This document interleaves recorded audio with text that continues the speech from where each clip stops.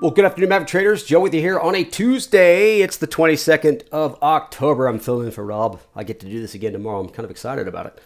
So let's just jump straight into it. You guys know the drill, right? I'm going to break down the meaningful news of the day, if any. I'm going to make sure that I take a look at things technically, and let's always share our trades with the community. Disclaimer. This video was created for professional stock and option traders.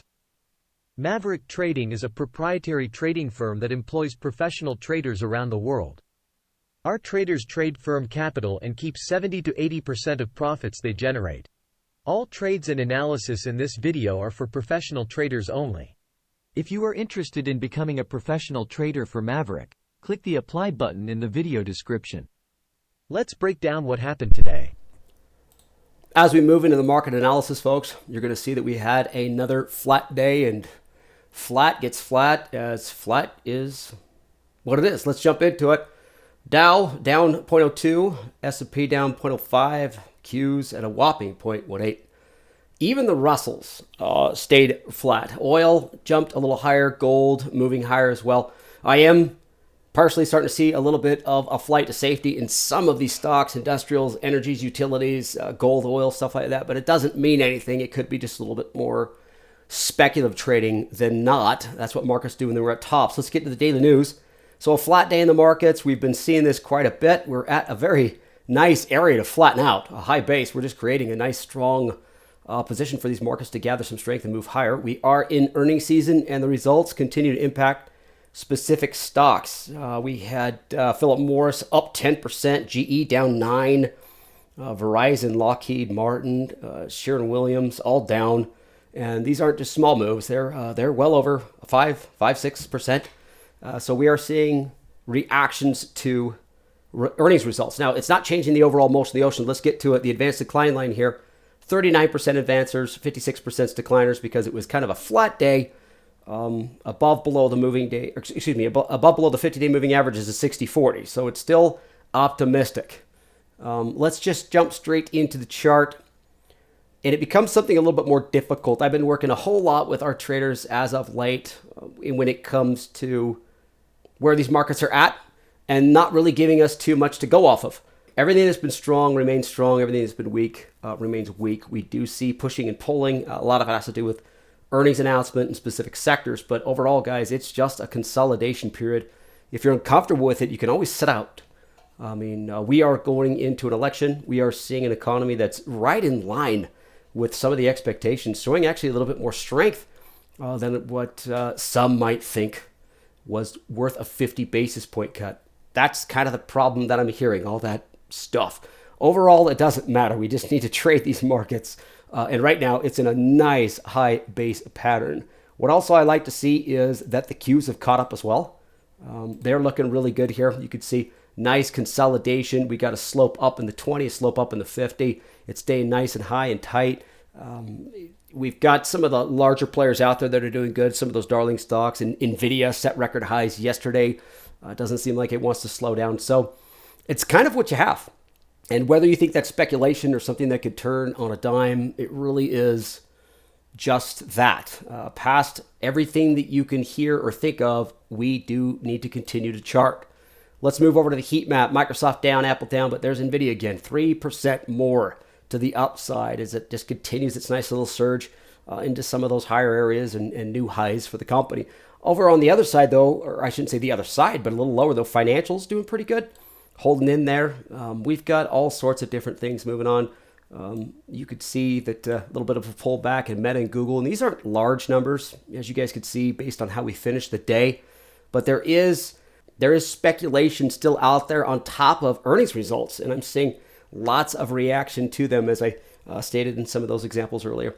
Energy holding on pretty good. Industrials, so a little bit of a flight to safety in some of these things. We did see an uptick in some of the rates there. We're seeing the rates over 4%, kind of moving higher. Is that a flight to safety? Is that reaction to something? It's mostly just speculative to this point. So what can we do with all this noise? The only thing we do is just quiet it and follow along with the charts. Now, I moved this weekly outlook to a +1, and I'm comfortable with that. I love the consolidation here. It's another nice high base. We saw something similar to this before we set this previous high. I just love the trend of this market. If you were to take a look at it just technically, now there's a lot of things that get in our way. Our political outlooks, our worries, our fears, any of that. But hey, if we trade the markets in front of us, it continues to work. So I'm just going to keep that at a +1, showing a little bit of consolidation. But overall monthly, I'm not changing our +3 outlook. What do I mean by sticking to your guns? Check this out, folks. This is GILD. This is a trade that I was looking at and looking to trade on Wednesday of last week. Adobe, Wednesday of last week, and Moderna. And then I got Merck here as well. What continues to stay strong is strong. What continues to stay weak is weak. And this is what I'm talking about. So let's take a look at GILD. I love this trade. It's great. This is where I liked it the first time. And guess what, folks? I absolutely like it more here. So diagonal spread was the look, maybe something, a targeted butterfly. Great situation for anybody who got into the position last week. It still looks like another opportunity this week. Be mindful of earnings, folks. That's one thing that I have overlooked on some of my trades in the past. So just make sure it's free and clear if that's what you're trying to avoid. On the bear side, one of my favorites was Adobe. This came to us weeks ago, and it just continues to stay low. Nice little move here where it gapped down, and then it sets a lower high right through this area, comes down to this next placement of consolidation, or I should say pivot, comes back and sets a beautiful reversal signal. Let me get rid of these chicken scratches. This is where I liked it last week, folks, which is the 16th, I believe, is right there. I like the reversal signal. It might have been here.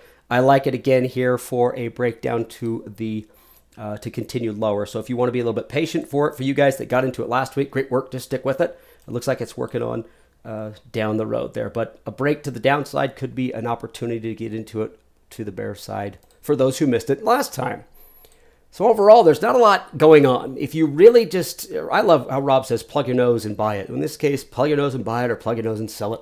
Just be mindful of its earnings. Sentiment remains optimistic. There's a lot of economic news that has passed. There's nothing really coming out this week. We'll get there in a second. But that has passed that has been directly in line with stability. In fact, I see a little bit more heat. I see a consumer that's super active. I see manufacturing that's a little bit more active. So that 50 base increase might have seemed aggressive at first, but we'll see where that pans itself out. Weakness remains weak. Strength remains strong. And I think we just need to stick with that.